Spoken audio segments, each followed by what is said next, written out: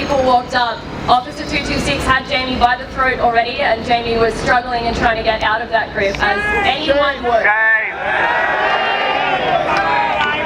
I don't care if it's a police officer or the Prime Minister of Australia that's got me by the throat. Your instinct is to get out of that grip, and that's all that Jamie was doing.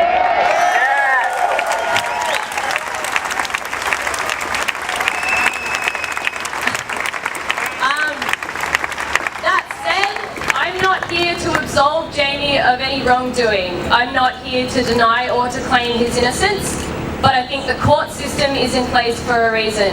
If Jamie was using offensive language, that's a completely separate issue. If Jamie was resisting arrest and if Jamie was assaulting a police officer, he's going to court on April 1st because of all of that. And the police officer that threw him to the ground, the police officer that punched him, and the police officer that nearly split his head open and could have very easily killed him is not employed by the Australian government to dole out punishment for that sort of thing.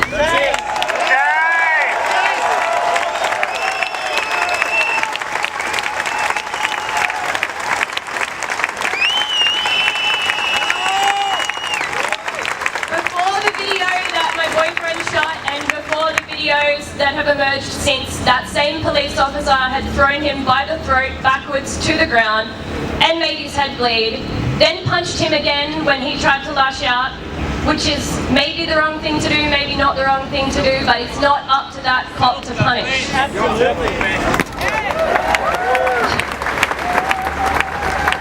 After he'd done that, after he'd thrown him to the ground, after he'd punched him, after Jamie was clearly confused, clearly asking what he'd done wrong and not being told what he had done wrong, which I believe is also against the law. I'm pretty sure you're supposed to tell someone if they're asking why they're being arrested, what they're being arrested for.